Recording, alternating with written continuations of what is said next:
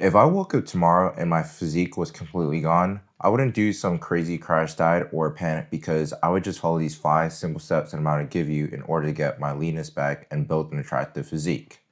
So, one, do not start a crash diet. In fact, when it comes to diet, I would make sure that I get protein in every single meal. This is a little controversial, but I've never actually tracked my calories or protein intake because I knew that as long as I got in protein in every single meal, whether it's 3 meals a day, 4 meals, 5 meals, 6 meals a day, as long as I had some sort of protein source on my meals, then my protein goals was going to be covered. And I don't just mean like a sliver of protein. I mean like at least 30% of each meal is is comprised of protein, and that way I know that my protein intake is high.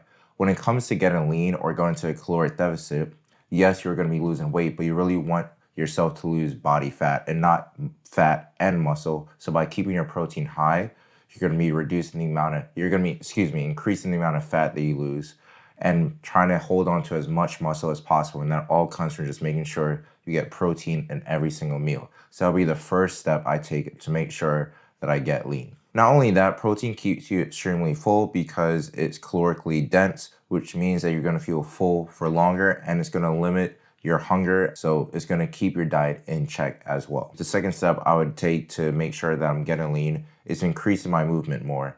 And that a lot of it just comes from walking more. Yes, hitting 10K steps or more is important. In fact, you should be walking as much as possible, but try to find ways to increase that movement, not just planning out time walks on a treadmill or walking around your neighborhood. I mean, just walking more in your day-to-day tasks. So say when I was on college, instead of driving around campus, I would walk everywhere on campus. Now that I'm out of college, I take the furthest parking spot, so I walk more to the grocery store or I walk to the bus and train instead of using my car as often as possible. If I need to run, get something from the store, guess what? I'm going to walk there. Or I just try to put things on opposite ends of my apartment so that way I'm forced to walk more. Yes, it's a little bit of a nuisance, but that movement really adds up over time. It's going to help your caloric expenditure increase, which means you're burning more calories each day. And that's going to help keep you lean. And this is because walking is such a low impact activity that it's going to target the fat and it's going to not take away any muscle from your legs. High intense cardio that you might be doing might take away from your strength in the gym and actually reduce the muscle, because when you're moving for high intensity for long periods of time, your body wants to reduce the weight, and they're going to do that by taking away muscle from your legs. So if you want to keep as much leg gains as possible and keep the fat burning going, then walking is a great way and a great tool to use that to help you get lean. Related to that though, you should still be doing high intensity cardio, which leads me to my third point. High intensity cardio for about 3 times a week is great. Yes, walking, as I just said, is very important to make sure you're burning fat and keeping your leg muscle. But that being said, sometimes, well, not sometimes, it can be very time consuming if you're getting 10K plus steps. Even more can be very time consuming. For me, I walk about 1,000 steps per 10 minutes. So if I'm trying to get to 10,000 steps, then I have to walk 100 minutes each day. Sometimes I just don't have that. So high intensity cardio is not going to burn more calories at a faster rate, but it's gonna be more time effective because like I said, you're burning it at a faster rate, and it's just good to train your heart muscle at an intense pace.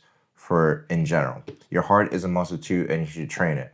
I personally like to do basketball, whether it's just by myself or pickup or take a dance class. And what I used to do is track, like sprint training, but there are many forms of high intensity cardio. Just find one that you like and be consistent with it.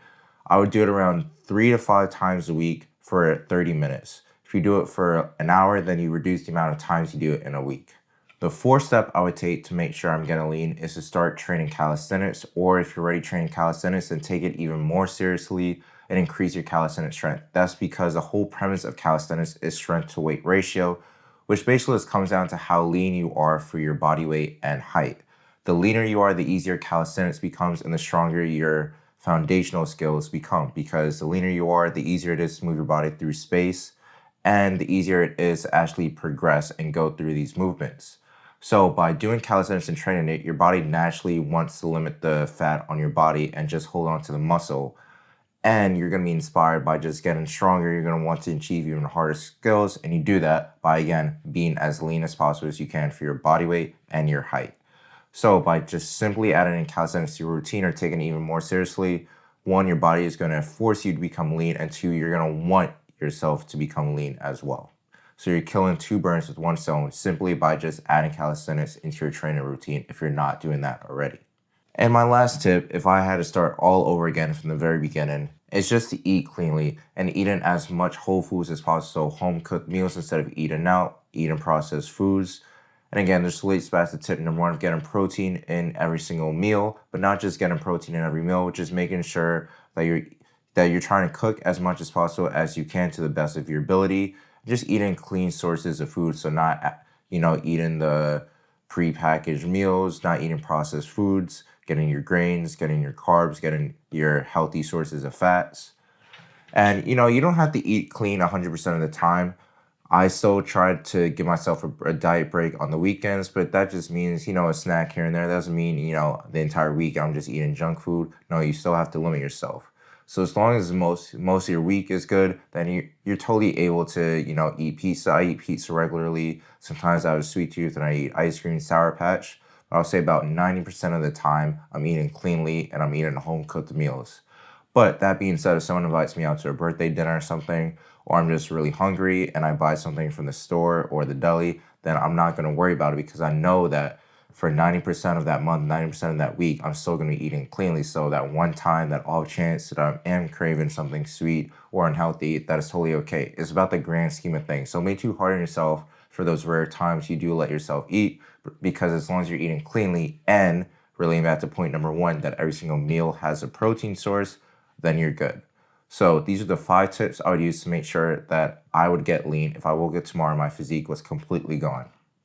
I promise you, if you try and maintain these 5 tips for at least 3 months, you're going to see huge progress and you will be getting a lot leaner at the end of the 3 months than you are now. Let me know how it goes in the comments down below and I'll be sure to answer it.